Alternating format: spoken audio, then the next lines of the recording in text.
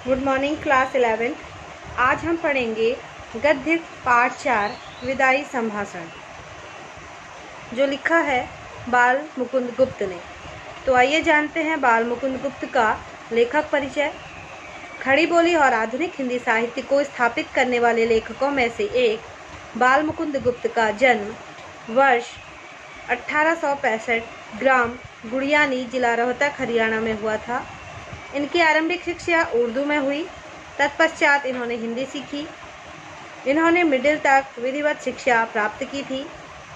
गुप्त जी राष्ट्रीय नवजागरण के सक्रिय पत्रकार थे।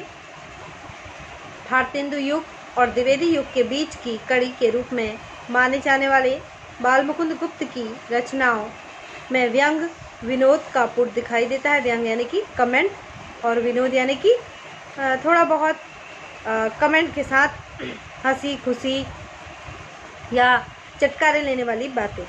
ठीक है। शिव शंभू के चिट्ठे और खत, खेल तमाशा साहित्य इनकी प्रमुख रचनाएं हैं। वर्ष 1907 में साहित्य के इस पुरोधा का देहावसान हो गया। तो आइए जानते हैं बाल मुकुंद गुप्त ने जो पाठ लिखा है विदाई संभाषण, इसकी थोड़ा रूपरेखा क्या है। इसमें विदाई संभाषण पाठ लॉर्ड कर्जन की अनैतिक एवं अन्यायपूर्ण नीतियों से त्रस्त भारतीयों की व्यथा को वर्णित करता है। पाठ में स्पष्ट किया गया है कि किस प्रकार ब्रिटिश अधिकारी द्वारा किए गए विकास कार्य, बनाई गई नीतियां इत्यादि सभी का उद्देश्य भारतीय संसाधनों का अधिक से अधिक दोहन कर उन्हें ब्रिटिशों के हित में उपयोग करना और भारत में ब्रिटिश राज के वर्चस्व को स्थापित करना था। वहीं लॉर्ड कर्जन द्वारा अपनी पसंदीदा व्यक्ति को काउंसिल में नियुक्त न करा पाने के कारण इस्तीफा देकर इंग्लैंड लौटने की घटना का वर्णन भी है। किस प्रकार निरंकुशता सामान्य लोगों व वायसरॉय दोनों को कष्ट पहुंचाती है, इसे भारतीयों व लॉर्ड कर्जन दोनों की लाचारी व बेबसी में साम्य स्थापित करके पाठ में दिखाया गया है। तो देखते हैं आगे पाठ का सार, विदाई का कारुणिक क्षण। देखिए, चैप्टर आप अपने टेक्स्ट बुक से पढ़ेंगे और फिर इसके बाद समरी यहाँ पर सुनेंगे। एक बार समरी सुन लेंगे, फिर पाठ पढ़ेंगे, फिर समरी सुनेंगे। और वीडियो को शुरू से लेकर अंत तक आप ज़रूर देखें और इसको लाइक, शेयर और सब्सक्राइब ज़रूर करें बच्चों, ताकि मेरी आने वाली वीडियो जो है आपको इजीली मिल जाए। और इससे क्या होगा, आपको बेनिफिट रहेगा और अपने दोस्तों के साथ इसको शेयर भी करें। तो देखते हैं पाठ का सार। विदाई का कारुणिक क्षण लेखक कर्जन को संबोधित करते हुए कहता है कि लॉर्ड कर्जन जो अंग्रेजी शासनकाल के दौरान क्या थे, हमारे जो भारत के क्या थे, लॉर्ड थे, वायसरॉय जो है हमारे भारत के, वो क्या थे, वायसरॉय थे। लेखक कहता है कि आखिरकार आपके शासन का अंत हो ही गया, अन्यथा आप तो यहाँ के स्थायी वायसरॉय बनने की इच्छा रखते थे। इतनी जल्दी आपको यह देश छोड़ना पड़ेगा, इसकी आशंका न आपको थी और न ही इन देशवासियों को। इससे ईश्वर की इच्छा का पता चलता है। आपके दूसरी बार आने पर भारतवासी प्रसन्न नहीं थे, वे आपके जाने की प्रतीक्षा करते थे, परंतु अब आपके जाने से लोग दुखी हैं। बिछड़न का यह समय पवित्र, निर्मल व कोमल होता है। यह समय करुणा पैदा करने वाला होता है। यानी कि देखो, भारतवासियों की यह स्वभाव रहा है कि कोई कितना भी क्रूर हो, कितना भी जो है शत्रुता करने वाला हो या थोड़ा निरंकुश हो, समझ लो कि कैसा भी व्यक्ति हो, तो भारतवासी क्या करता है, जिस समय उससे बिछड़ता है, उस व्यक्ति से बिछड़न का समय आता है, तो उस समय उसका हृदय क्या हो जाता है, पवित्र हो जाता है, निर्मल कोमल हो जाता है, वो सारे आपसी बैर भाव भूल जाता है। यह समय करुणा पैदा करने वाला होता है।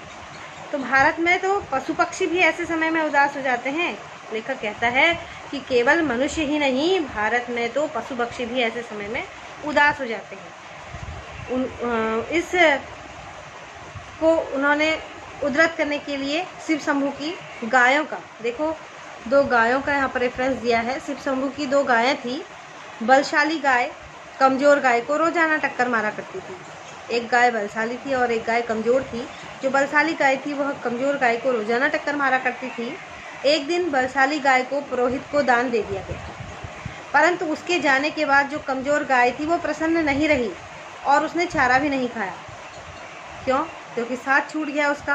हालांकि वह उसको मारती थी, परेशान करती थी, लेकिन फिर भी उसके जाने के बाद उसमें क्या हो गई, वो उदास हो गई और कमज़ोर हो गई, क्योंकि उसने चारा नहीं खाया अपने साथी के बिछोड़ने के गम में।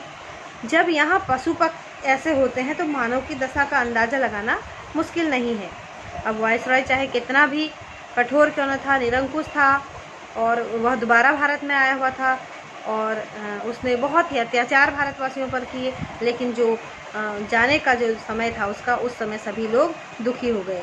और हालांकि उसके जाने की वो रोज़ ईश्वर से इच्छा किया करते थे, प्रार्थना किया करते थे कि ये कब हमारे देश से जाए, लेकिन जब वह जाने लगा तो वह अत्यंत दुखी हो गए। देखो लॉर्ड कर्जन के शासन का दुखद अंत कैसे हुआ। देखो लेखक कहता है कि इस देश में पहले भी अनेक शासक आए और चले गए, यह परंपरा है, परंतु कर्जन का शासनकाल दुखों से भरा था।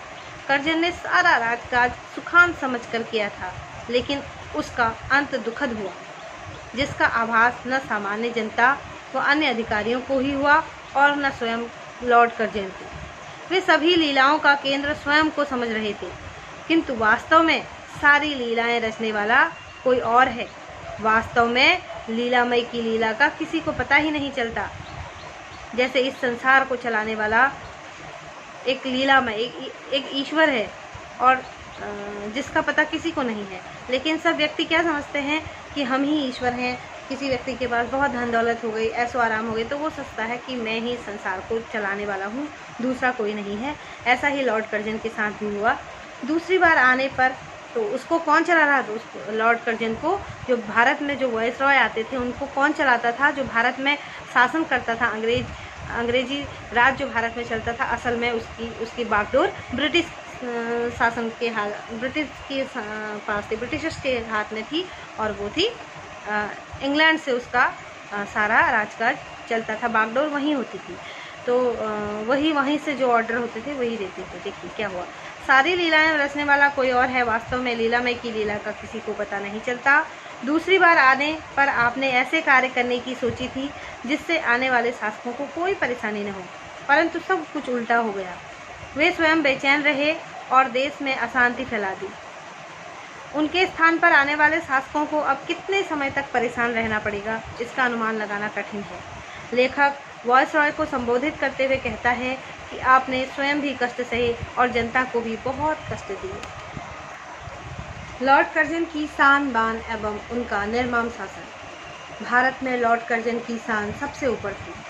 उतनी शान न तो बगदाद के खलीफा अबुल हसन ने ही देखी और न ही अलाउद्दीन के चिराग रगड़कर प्राप्त हुई, और न ही अलाउद्दीन को चिराग रगड़कर प्राप्त हुई। दिल्ली दरबार में ईश्वर तथा महाराज एडवर्ड के बाद उनका सर्वोच्च स्थान था। उनकी व उनकी पत्नी की कुर्सी सोने की थी। महाराज के छोटे भाई का दर्जा भी उनसे नीचे था, इसलिए उनकी व उनकी पत्नी की कुर्सी चांदी की थी। आप दाहिने हाथ से तो वह बाएं, आप प्रथम तो वह दूसरे। इस देश के सभी रईसों ने पहले आपको सलाम किया और बाद में बादशाह के भाई को। जुलूस में उनका हाथी, उनका आसन, छत्र और चवर सबसे ऊंचा और आगे था, परंतु इतनी शान के बावजूद उन्हें ब्रिटेन ने एक जंगी लाट यानी कि सेना का अफसर के सामने नीचा देखना पड़ा। तो परंतु उनकी शान के बावजूद, इतनी शान के बावजूद उन्हें ब्रिटेन के एक जंगी लाट के सामने नीचा देखना पड़ा। जो सेना का एक अफसर था उसके सामने उनको नीचा देखना पड़ा। कैसे? देखो, कर्जन ने काउंसिल में गैर कानूनी कानून पास करके तथा कन्वोकेशन, क्या हुआ था असल में, क्या किया उसने? देखो, एक काउंसिल थी, काउंसिल में गैर कानूनी कानून पास करके तथा कन्वोकेशन में अनुचित भाषण देकर भारत में अपनी धीर गंभीर स्वभाव वाली छवि को तो समाप्त किया ही, साथ ही विलायत में बार बार इस्तीफ़ा देने की धमकी के कारण उनका इस्तीफ़ा स्वीकार करके उन्हें नौकरी से भी निकाल दिया गया। बार बार क्या करते थे वो, यहाँ पर उनका एक तो उन्होंने क्या करी, अनुचित भाषण दिया, जिससे उनकी धीर गंभीर जो स्वभाव वाली छवि थी भारत में वो समाप्त हो गई। और साथ ही विलायत में, यानी कि जहाँ से उसकी बागडोर चल रही थी, जिनके हाथों में इस शासन की बागडोर थी भारत के अलावा, तो वहाँ क्या किया उन्होंने, बार बार उनको धमकी देते थे और इस्तीफ़ा देने की बात कहते थे। एक बार क्या हुआ, उनका इस्तीफ़ा स्वीकार हो गया और उनको नौकरी से निकाल दिया गया। अभी तक भारत में उनके इशारों पर ही हाकिम व राजा महाराजा कार्य किया करते थे। उनकी इच्छा पर ही बहुत से राजा पदाधिकारी बना दिए गए।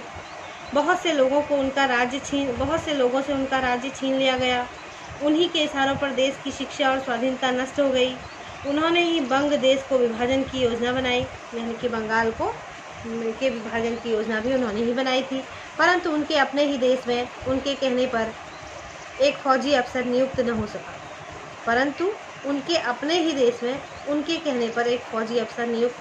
न हो सका। परिणाम स्वरूप उन्हें पद से इस्तीफा देना पड़ा।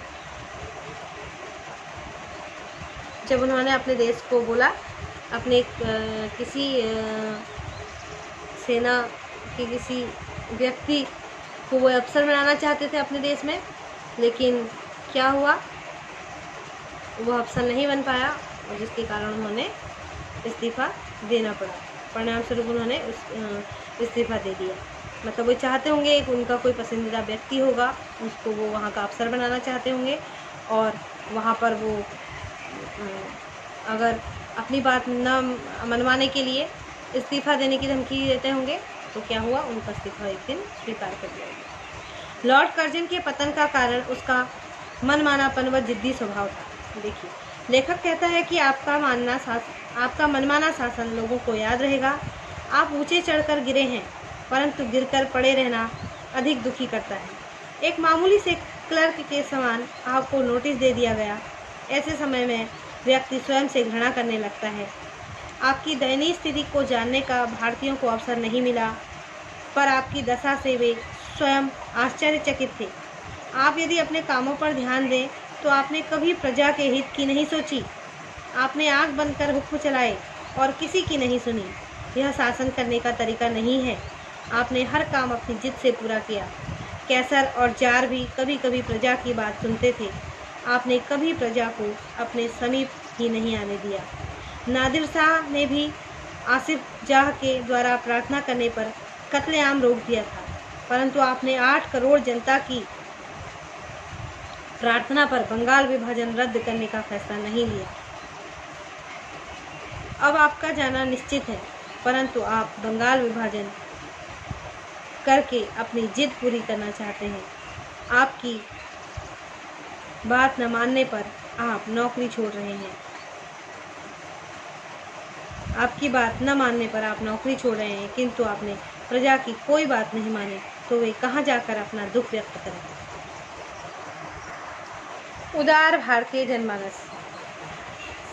आपकी जिद का परिणाम इस देश की जनता व स्वयं आप भुगत रहे हैं, किंतु यहाँ जनता यह मानती है कि समय परिवर्तनशील है, सभी चीज़ों का अंत निश्चित है, पराधीनता का यह समय भी बीत जाएगा। इस उदार प्रजा की उदारता को न पहचान कर आप खाली हाथ ही लौट गए। लॉर्ड कर्जन इस देश के शिक्षितों को तो देख ही न सके, किंतु कभी कभी इस देश की जिस अनपढ़ जनता का नाम अपने मुंह से उच्चारित कर लिया करते थे, वही अनपढ़ प्रजा नर सुल्तान नाम के एक राजकुमार की महिमा का गीत गाती है। उस राजकुमार ने अपनी विपत्ति के दिन नरवरगढ़ नाम के राज्य में काटे थे। वहाँ उसने चौकीदार से लेकर ऊंचे पद तक अनेक कार्य किए। उसने विदाई के समय नरवरगढ़ की जनता का वहाँ की भूमि का उपकार माना था और उससे श्रद्धापूर्वक प्रणाम किया था।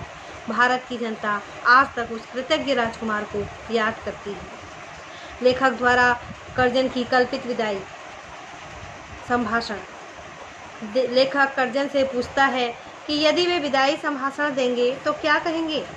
लेखक कर्जन से क्या पूछता है कि यदि वे विदाई संभाषण देंगे तो क्या कहेंगे। यही कि मैंने तुम्हारा शोषण करके ऐश्वर्य से युक्त जीवन जिया। मैंने प्रत्येक क्षण तुम्हारा अहित करने का प्रयास किया, लेकिन अब सामर्थ्यहीन होने के कारण कुछ नहीं कर सकता। वह कर्जन से पूछता है, क्या आप भारत के प्राचीन गौरव और यश को फिर से जगाने की कामना प्रकट कर सकते हैं? लेखक को विश्वास है कि यदि कर्जन ने ऐसा किया तो यहाँ की जनता उनकी गलतियों को क्षमा कर देगी, परंतु लॉर्ड कर्जन में इतनी उदारता नहीं थी कि वो ऐसा कहे। तो ये चैप्टर की समरी यही समाप्त होती है, और आगे इसके क्वेश्चन आंसर मैं आपको भेजूंगी। और बच्चों, इसको ध्यानपूर्वक सुनो और इसको चैप्टर को पूरा पढ़ो। आपको उम्मीद है आपको यह चैप्टर समझ में आया होगा। तो इसी के साथ अभी हम इसको यहीं समाप्त करते हैं, फिर मिलते हैं अगली वीडियो में।